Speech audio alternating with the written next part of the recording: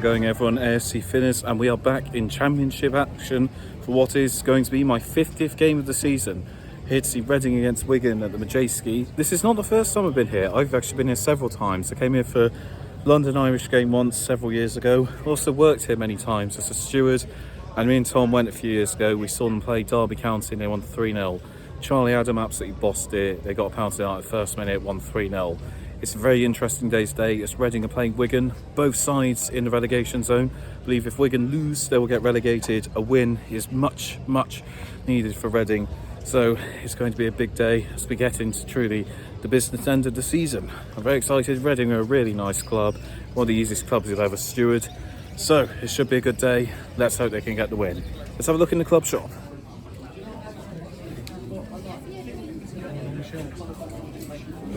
Pin badge required, only £2.50, very good for a championship club.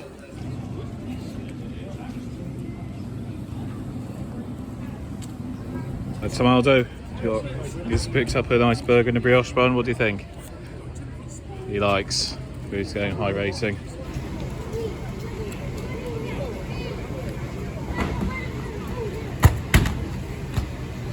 It's a lovely sunny day, and I didn't know about this. This is new. A nice screen showing the Crystal Palace game. How many people here? It's a nice atmosphere building. Just hope they can get the win. There we go. So forgot to do my coffee fix this morning, but from the fresh coffee stand got a cappuccino for £4. Nice good coffee.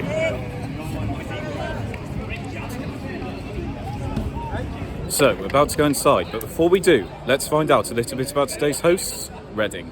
Reading FC were founded in 1871. They turned professional in 1895 and moved into Elm Park the next year. They spent 22 years in the Southern League, and in this time experienced a successful tour of Italy where they defeated AC Milan and an Italian XI. In 1920, they joined the 3rd Division of the Football League. They won the 3rd Division in 1926, also reaching the FA Cup semi-finals the next year. They would be relegated in 1931. Remaining in the 3rd Division South until after the Second World War. They impressed after the war with high attendances and impressive league finishes, but promotion eluded them. They remained in the 3rd tier all the way until 1972, when they were relegated to the 4th tier. They achieved promotion back to 3rd tier in 1979 after winning the 4th Division. They were helped by Maverick striker Robin Friday, an incredible talent with countless tales told about him, a man who many regard as the club's greatest ever player. Reading were relegated in 1982 and due to financial issues came close to forming a merger with Oxford United. They were promoted again in 1984. They went even better in 1986, achieving promotion to the 2nd Division for the first time in their history. Their first appearance at Wembley saw them win full Members' Cup in 1988 with a 4-1 win over Luton, but they were relegated the next year. John Madjeski took over as owner of the club in 1991, and he would lead them to new heights. They were promoted back to 2nd tier in 1994 and came close to automatic promotion the next year, only missing out due to Premier League reducing in size. They would sadly lose 4-3 to Bolton in the playoff final. In 1998, they moved to the new Matchday Stadium, having been relegated in their final season at Elm Park. Alan Pardew guided them to a playoff final in 2001, but they were defeated by Walsall. They were promoted in 2003, and Pardew's replacement Steve Coppell took the club to their greatest ever day.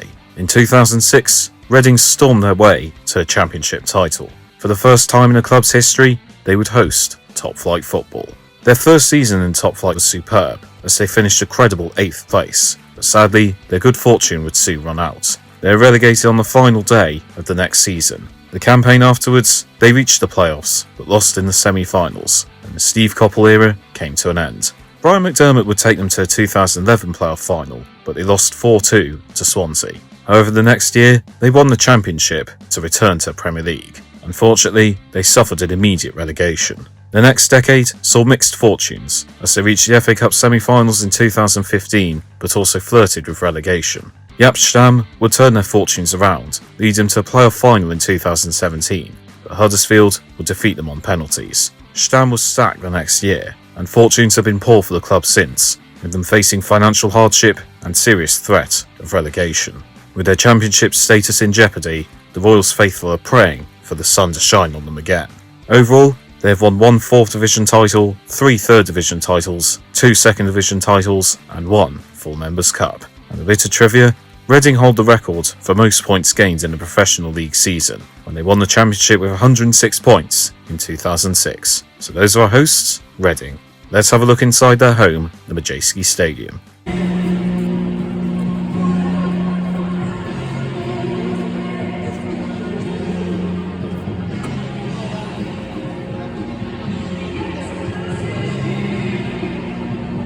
So this is our view of the game, only one row between us and the pitch.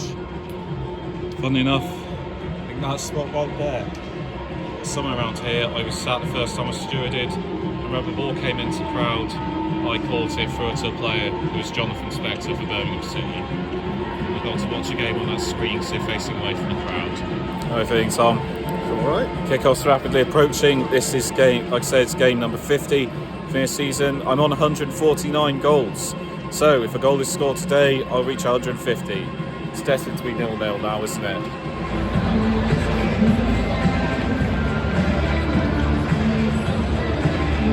So some selfish person came out to us and told us we were in their seat. Turned out we made a mistake. This is pretty good. Got more legroom up here. Comprehensive view of the pitch. This is quite a good mistake. What do you think, Tom? Yes. I don't know what the Chelsea squad are doing here.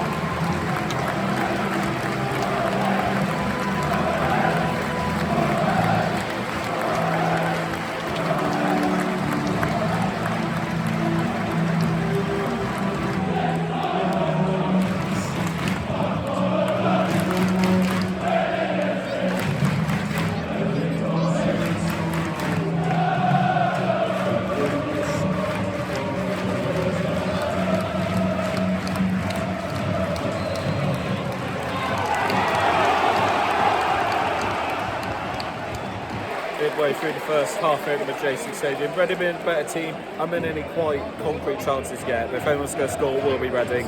Crowds buzzing, getting really behind the team. Hopefully Reading can take the lead soon. Still 0-0.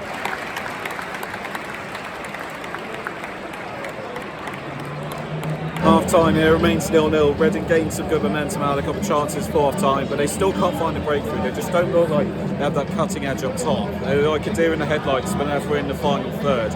Hopefully half time can make them find that winning formula and they can get the 3 points. Wigan not really done anything. They countered but didn't produce anything. Looks like it could be a 0-0. I hope I'm proven wrong. Half time 0-0.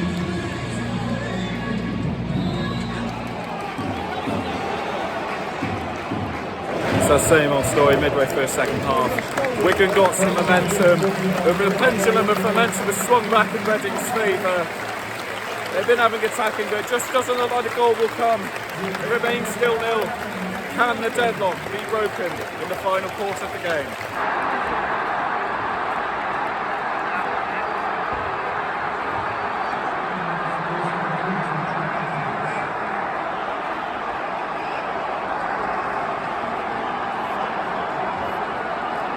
Goal number 150 for the season.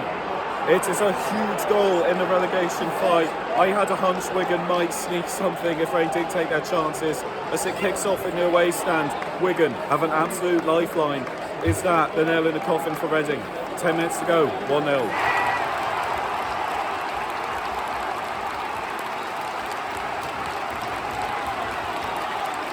Into 9 minutes of added time.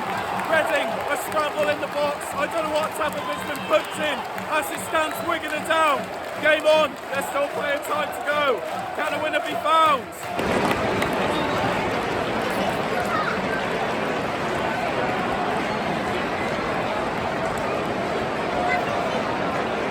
Full time here at the Matchday. it finishes Reading 1, Wigan 1. A thrilling end to what was not a great match. Wigan are relegated, and it's 2 points drop for Reading. They could well soon be joining them. Huddersfield play tomorrow, Reading play Huddersfield next week in what is a definitive 6-pointer.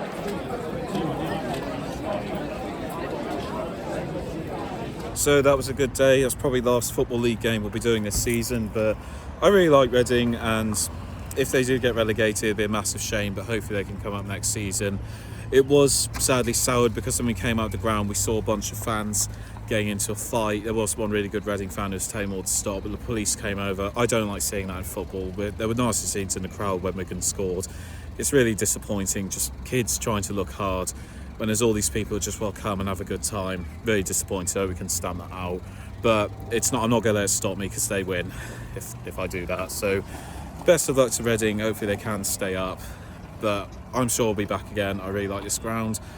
Time for us to rate the experience.